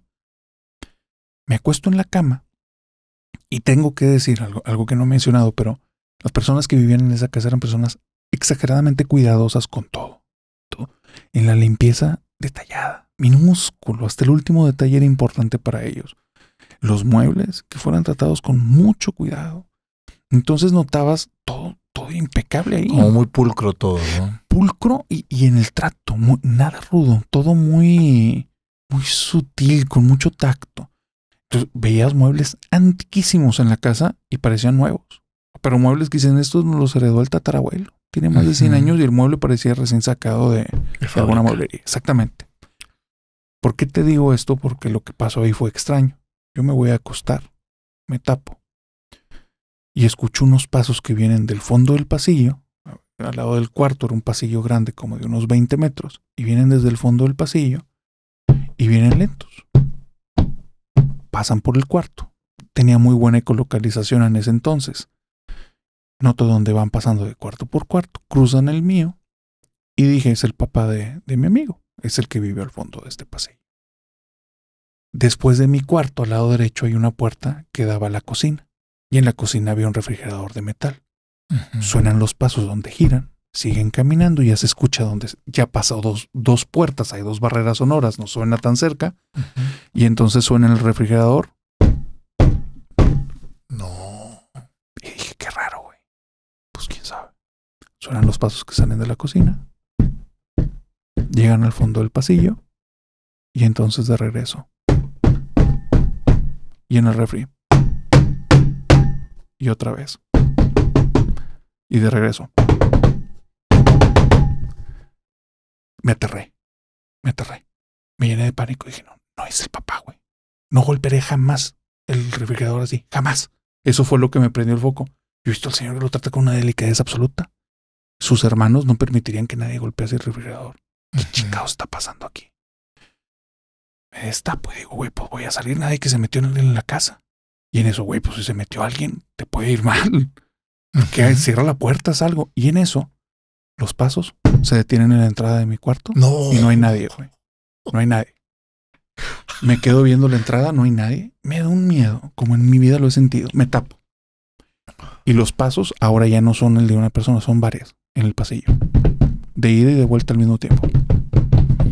Rápido. Y se meten al cuarto, caminan por la cama, salen del cuarto y empiezan a caminar por el pasillo. Un chingo de pasos. Y de repente, ¡pum! Todos se detienen cuando todos entraron al cuarto al mismo tiempo. Y siento, es algo muy extraño porque el miedo también te puede generar esa sensación. Pero a tu cuarto. A mi cuarto, alrededor de mi cama. Y tú Siento, tapado. sí. Con muchísimo miedo. Y siento alrededor donde estoy lleno de personas, güey. No. El miedo ahí estaba terrible. Pero después empeoró al punto en que reventé. ¿Cómo se puede empeorar eso? Agarro la cruz, güey. Literal, agarro la cruz.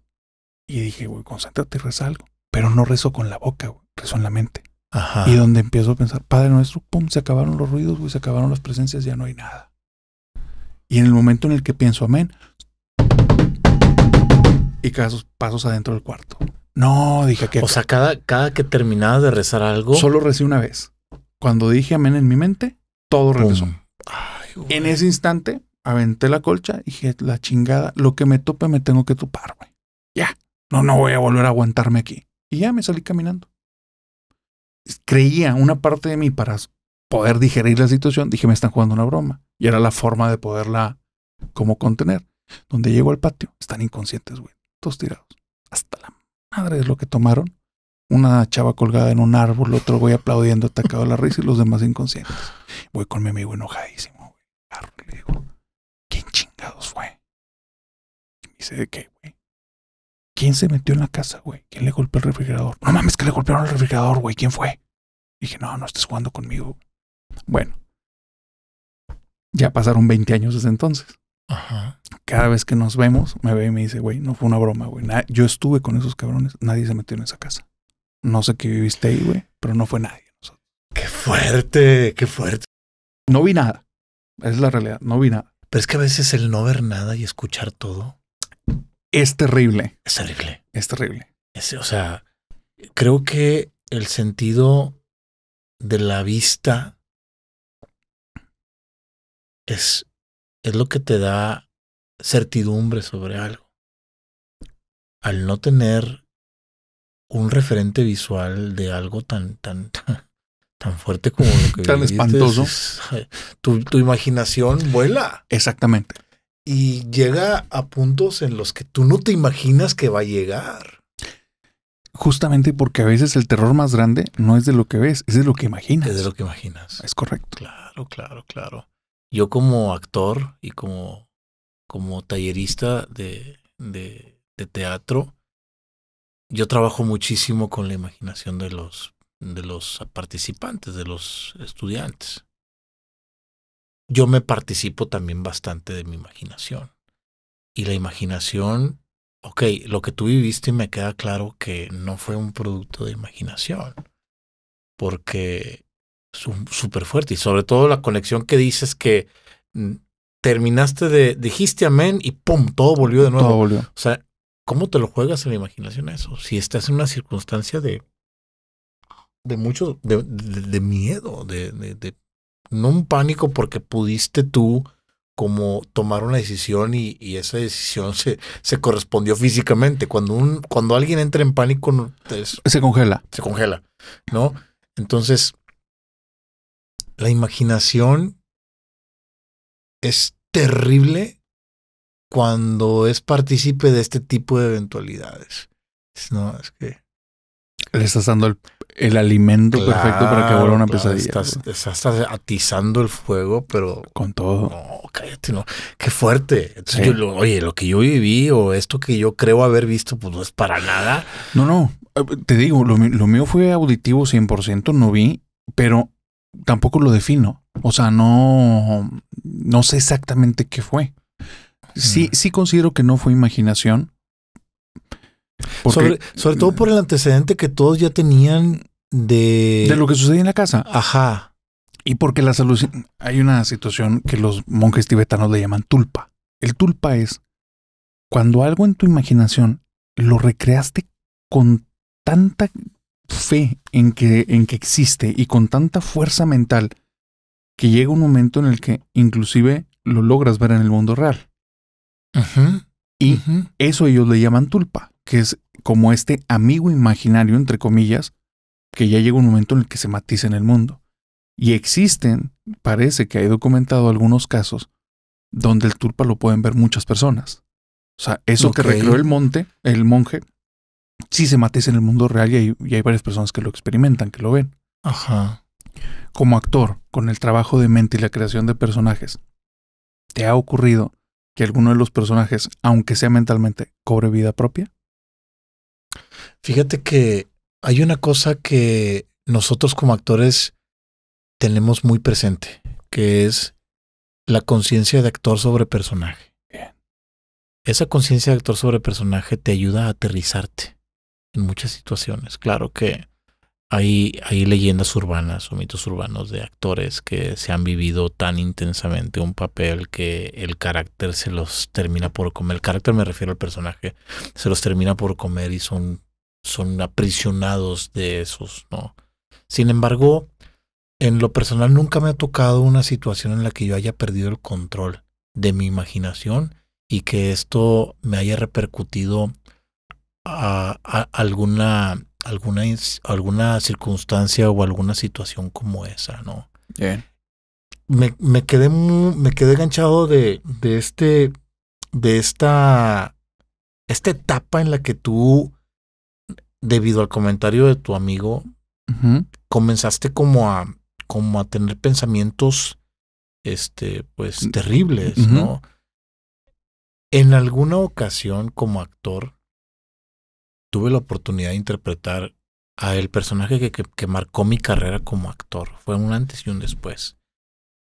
Este personaje, para quien vaya a ver este podcast, quizá y haya participado en mis talleres y me conozca como actor, va a saber perfectamente de quién hablo.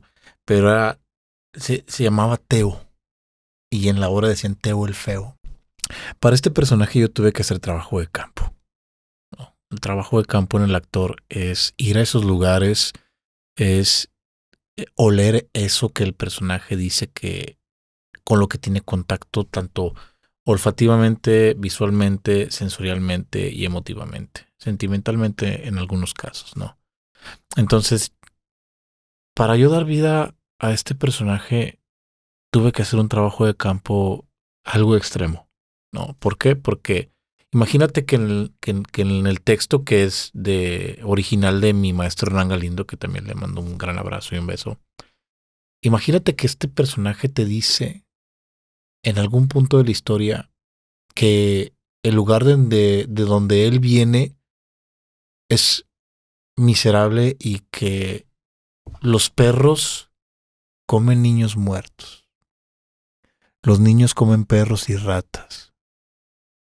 Y los adultos comen perros, ratas y a veces hasta los niños. Wow. Tú como actor, ¿cómo tienes que traducir esto que nace de la imaginación del primer creador, que es el dramaturgo? Tú como tercer creador, porque el segundo es el director, tú como tercer creador, ¿cómo te traduces tú primero esto? ¿Cómo tú te crees de creencia esto para que después el espectador te lo crea también a ti? Son líneas terribles. Entonces, por supuesto que hubo un trabajo de campo del cual te hablo, en el que fui a barrios muy pobres a tratar de oler, a tratar de tener contacto con texturas. Fui a un anfiteatro, por ejemplo, ¿no? En el que yo abro un cajón y hay dedos, abro otro cajón y hay orejas, abro, por si al difunto en cuestión le falta un dedo, pues a ver, aquí hay uno, pum, pónselo. O una oreja, aquí está, pónsela. Eso fue el trabajo de campo, el que tú puedes palpar. Pero hay otro trabajo que es el de construcción emocional, sentimental y de imaginación, que este trabajo de campo no te lo permitió, o no lo hubo, o no estuvo como el alcance de poder tenerlo cerca. Entonces lo tienes que construir con tu imaginación. Imagínate que un ejemplo muy rápido, que un personaje esté hablando de por ejemplo, que tenga una línea similar a: volamos tan cerca del volcán que la corriente y las brasas nos alcanzaron. A ver, el trabajo de campo está muy lejos. Uh-huh. El trabajo de campo no es que te puedas subir cómodamente a un helicóptero, un avión y puedas sobrevolar un volcán. No lo hay, no existe. No hay los recursos como para ir a ese punto. Claro. Entonces la imaginación del actor tiene que estar perfectamente bien trabajada. ¿Para qué? Para que esa línea sea verdad después. En Teo hubo muchas cámaras ocultas. En Teo hubo muchos sótanos. Hubo muchos lugares oscuros a los cuales yo como actor tuve que llegar para que estos parlamentos tú me los creyeras. Por algo Teo fue el que me marcó como actor. ¿Por qué? Porque interpretando a Teo yo arriesgué muchísimo de mi salud mental. Porque me sometí a ese tipo de pensamientos que tú experimentaste, ¿no? Y después de Teo, yo interpreté a Teo por el lapso de 2 años más o menos, en los que noche con noche, o cada noche que había función, yo le permitía a ese otro habitarme. Le permitía a ese, hablando de posesiones, sí, el tú dar vida a alguien más diferente a ti es una especie de posesión. Es una especie de trance. Es correcto. ¿No? Hay unos trances más bellos, hay unos trances más terribles, hay unos trances más hermosos, más nobles, no sé, dependiendo del tipo de personaje que tú decidas interpretar, ¿no? Porque luego también hay personajes que te eligen a ti. Tú no sabes cómo llegaste a ese... por ejemplo, lees una obra hace un año, leíste una obra y dijiste: ay, qué padre personaje me gustaría interpretarlo, pero pues nadie lo está dirigiendo, y es una obra que me acabo de topar acá. Bueno, ya está. Y resulta que a los 2 años, oye, Oso, te tengo este papel y es el que leíste. Entonces ahí es cuando místicamente decimos los actores, o te eligió el personaje. De una manera muy romántica decimos: te ha elegido el personaje. Ya. Entonces, para yo dar vida a este personaje de Teo, que cuando yo supe que lo que necesitaba era ser aceptado, era que le dieran un abrazo, que lo comprendieran, que le sobaran el alma. Cuando yo Yo tuve muchos conflictos para llegar a él, pero cuando yo comprendí eso, después del trabajo de campo físico y del trabajo de campo de imaginación, y que después llegué con esta conjetura, con esta necesidad que él tenía para conmigo actor, esta alma llamada Teo, cuando yo supe, después de todo esto, después de estos pensamientos tan profundos que tuve, y supe, deduje que era lo que él necesitaba, el personaje empezó a hablar a través de mí. Tan es así que los compañeros del elenco decían, oye, qué bien estuviste en el ensayo, cabrón. Ahora tocaste algo acá. Esta profundidad no la tenías.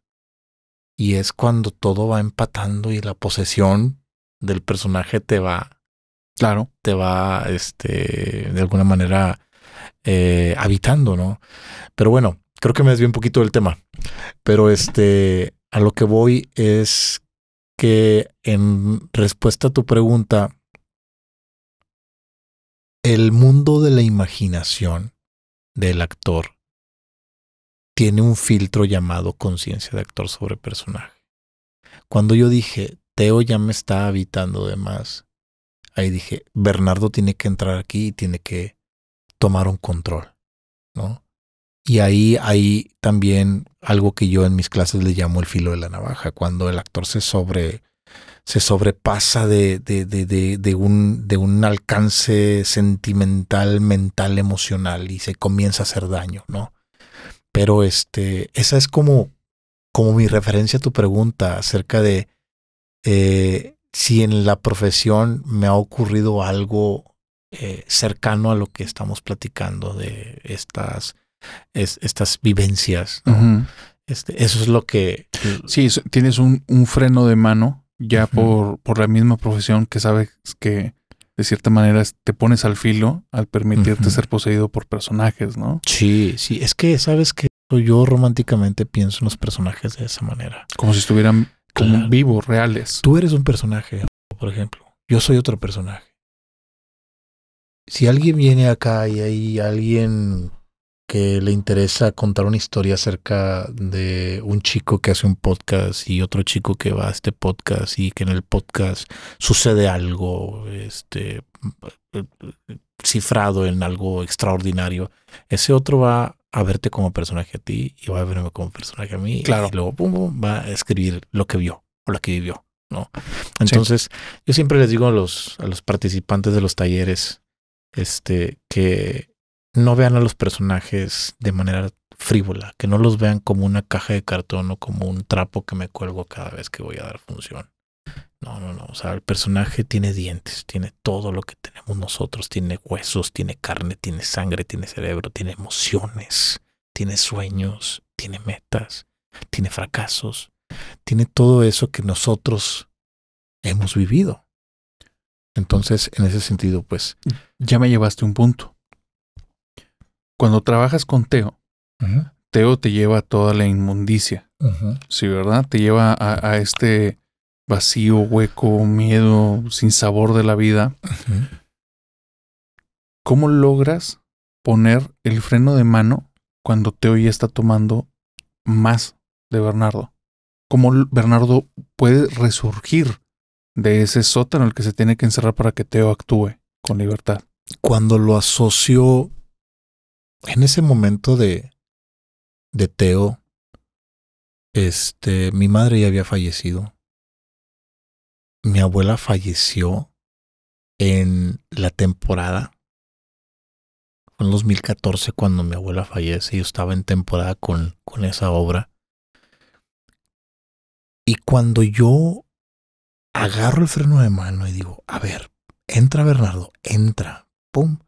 Es cuando en el dolor de Teo comienza a haber dolor mío.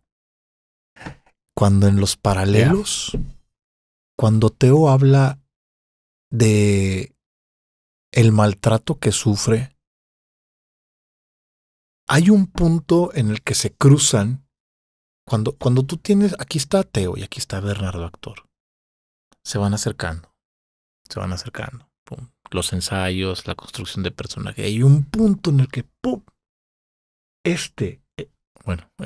En este punto en el que hacen intersección, depende de ti observarte, analizarte y saber si algo de esta construcción te está doliendo. ¿Por qué? Porque en este punto es donde ambas vidas convergen. Sí. En ese punto yo sentí que dolores que tienen que ver con el pasado de Teo, existenciales, estaban siendo de alguna manera conectados con dolores existenciales míos por la pérdida de mi madre y después por la pérdida reciente de mi abuela. Entonces fue como, ok, hubo un par de funciones en las que yo dije, me dolió. Teo está picando. Uh-huh. Y dije, me dolió. ¿Por qué? Porque ya lo conecté con algo sentimentalmente mío. Uh-huh. Entonces fue como, y dije, sepáralo. Va para atrás. Va para atrás. ¿Qué fue? Analízalo, te vas a casa, estás en tu habitación, recorres la escena, recorres el momento en el que sentiste esa astilla y dices, ahí está. ¿Y por qué está aquí? Ok, bueno, es que dije este parlamento y este parlamento me lleva a un mood emocional y este mood emocional conectó conmigo de manera sentimental y ahí perdí el control. A la función siguiente, ese parlamento está ubicado y sin sacrificar la vida del personaje, Bernardo lo somatiza. Bien. Pum. Y no le das el mismo subtexto, el mismo portador de sentido, el mismo portador emocional a la frase, ¿no? Al parlamento. Al parlamento se le llama parlamentos en teatro. Entonces ahí es cuando tú identificas, ¿no? Hay gente que no comprende o no entiende o no sabe esta importante facultad que tiene el actor al momento de hablar del filo de la navaja y decide llevar sus sentimientos a la escena. Es cuando el actor se hace daño. Se hace daño. Es cuando el actor se lastima en escena, ¿no? Ok, hay una técnica que quienes vean este podcast y sean espectadores de teatro, sean estudiantes de teatro, sabrán entender que hay una técnica que se llama la técnica de la memoria revivida del sí mágico de Konstantin Stanislavski, que te dice que hay cajones emocionales de tu vida de los cuales puedes tú tomar un recuerdo, la esencia de ese recuerdo emotivo, sentimental de ti y colocárselo a un personaje. ¿Para qué? Para que toques la verdad escénica. Yo no estoy en contra, por supuesto, de esta técnica. Al contrario, alimenta muchos de mis personajes. Sin embargo, yo solamente matizo un poco eso y digo, el actor debe de trabajar con sus emociones y no con sus sentimientos. Porque el sentimiento es como algo casi ingobernable. Casi ingobernable. Y la emoción para mí, o en la manera en la que yo explico en mis procesos actorales, la emoción es el recuerdo del sentimiento. Muy rápido. Por ejemplo, y este ejemplo siempre lo doy en mis procesos actorales también para platicar acerca de esto, ¿no? Yo tuve una novia a mis 17 años, 18 años, que para ir a verla tenía que atravesar 4 municipios. Yo, con 20 pesos en mi bolso, en mi bolsillo, yo recorrí esos 4 municipios para ir a verla y no me lo pensaba.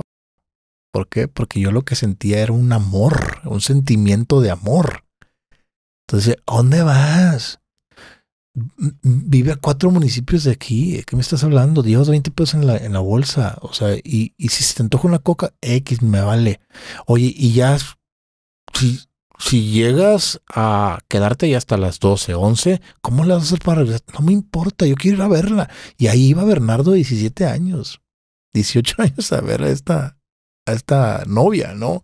Entonces no me la pensaba porque yo tenía un sentimiento y por ese sentimiento me movía y hacía las cosas. Hoy en día lo cuento y digo, ok, no lo hago.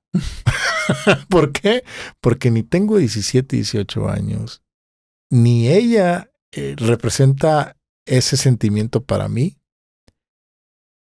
Y ahora el recordar lo que hacía, el ir hasta allá y recordar lo que hacía por el sentimiento de amor, a eso es a lo que me refiero, que es la emoción, es el recuerdo del sentimiento. Yo ya no siento ese amor por ella. Sin embargo, recuerdo que lo sentía. Claro. Y eso me generó una emoción.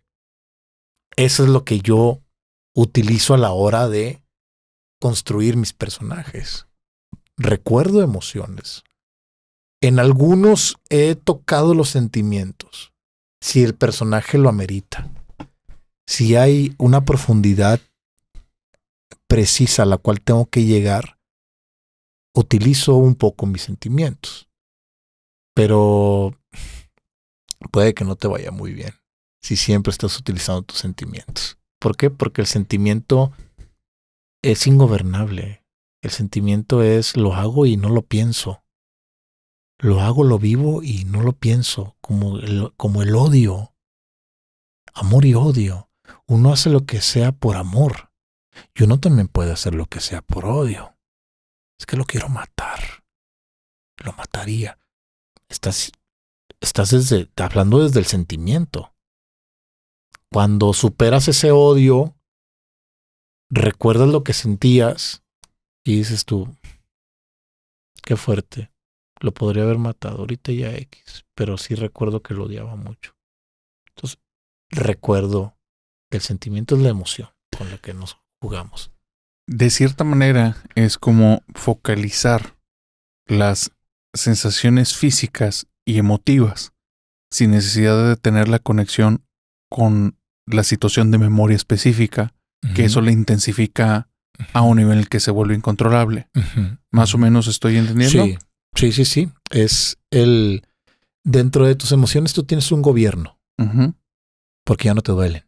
En alguna ocasión estábamos en una escena, estamos en una obra y aquí habían dos compañeras y yo estaba con un compañero aquí y estábamos en oscuro. Ellas tenían un cenital. Se desarrolla la escena en la que el personaje de una de ellas sufre una pérdida, el personaje, y le está confesando a la otra, ¿no? Entonces comienza el sollozo y comienza a llorar y pum, y pum, termina su escena y pum, apagan y prenden la de nosotros. Y nosotros estando interactuando aquí, estando compartiendo, rebotando la bola, en el oscuro allá, yo escuchaba a mi compañera sollozando y chillando. Yo dije, ya rebasó el filo de la navaja, lo rebasó por completo. Exacto. Trabajó sus sentimientos y no sus emociones y ahorita está incontrolable, ¿no? Entonces, no sé por qué llegamos a... Tengo una teoría en torno a estas cuestiones sobrenaturales y sí tiene que ver mucho con el filo de la navaja. A ver. Así como existen como muchos tipos de canalización, mi creencia es que a nivel sentimental tú conectaste cierto sentimiento con ese tipo de canalización o experiencia. Lo que empieza a ser que si viviste una situación terrorífica, todo el fenómeno te generó un tipo de emoción muy real, muy vívida, muy pegada en tu memoria. Y cuando empiezas a hablar del tema, tú lo estás reviviendo una y otra vez, lo que te empieza a transformar en un imán a ese tipo de situaciones específicas. Pero existen muchos tipos en los que ese sentimiento no es el único que hay tras este tipo de experiencias. Como lo dijimos con la enfermera. La mamá estaba contenta. La mamá estaba feliz, estaba agradecida. Y ese tipo de sentimiento está conectado a ese tipo de situación, digamos, con la hija. La mamá no supo que era un fantasma, pero la hija sí. Y aún así lo supo mediar. Con Mario Castañeda lo toma a broma. Y nunca se incrementan las situaciones en el hogar. Nunca llegan a ser algo tan espantoso. Siempre son algo con lo que se puede lidiar. Pero cuando lo conectamos literalmente con el sentimiento menos adecuado y no estamos haciendo uso de él de una forma superficial, sino en la parte más profunda, en la médula de esta emoción, en el recuerdo puro, nos transformamos en el imán de este tipo de situaciones y entonces todas se matizan igual. Y es como si fuéramos el alimento de este tipo de entes, circunstancias, criaturas. Y lo digo porque, como en la chica de la que te hablaba en la primera historia, ella, a raíz de que el miedo no lo puede controlar, todas sus vivencias son terroríficas. Todas.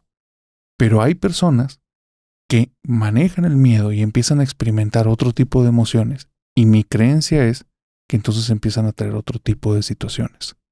O sea, como que escalan.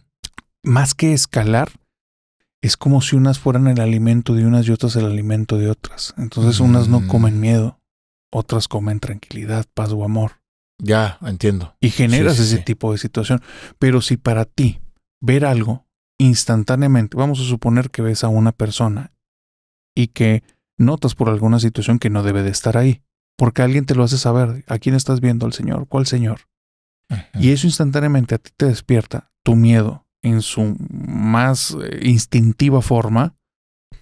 Es posible que empieces a tener más de estas situaciones, pero ya ahora sí con un matiz terrorífico, y si las cosas que veas no sean tan benignas como un Señor. Pero es porque de cierta manera tú ya conectaste la experiencia con esa emoción y es un imán para ese tipo de situaciones específicas. Si lo conectas a otra, el tipo de situación, vas a traer otro tipo de experiencias totalmente distintas. Sí tiene que ver con tu percepción, pero creo que tiene que ver también con lo que atraes. Y viene desde el filo de la navaja. Creo que muchas personas que viven en este tipo de situación, en el trabajo actoral manejas muchas las emociones, tienes que entrar en contacto, saborearlas, perderles el miedo, empezarlas a poder externar y a poderlas introyectar y de cierta manera perder esa enemistad que a veces tenemos con nuestro propio mundo emotivo. Pero en el mundo que está fuera del teatro, la gran mayoría de las personas no saben cómo lidiar con esto, no saben cómo manejarlas ni las conocen. Y justamente eso es lo que hace a veces vínculos de ese tipo, que los puede llevar a veces a espirales continuas de terror. Entonces, Bernardo, te agradezco mucho. Qué gran plática. No, hombre, al contrario. Y me llevo unas historias muy buenas, pero sobre todo me llevo este momento tan ameno contigo. Este mismo hecho del podcast al cual me has invitado el día de hoy, para mí ha sido un agasajo, ¿no? El poder compartir contigo esto y pues nada, muchas gracias por haberme invitado. Bernardo, gracias a ti y a la audiencia, querida familia nocturna. Me despido con ustedes, no sin antes recordarles, presionenle seguir si pudieron llegar hasta esta parte del podcast. Ojalá sí. Sí. Muchos, la realidad es que muchos en el pico más alto de las narraciones me escriben y me dicen, no, ya no pude. Ya, tuve que retomarla al día siguiente a mediodía. Y qué bueno, porque la idea no es traumar, es compartir historias que han vivido ustedes. Y recuerda que si tienes una historia que compartirme, mándamela por Instagram. Ahí podemos escuchar y podemos platicar un rato. Nos vemos en el siguiente episodio. Dulces pesadillas.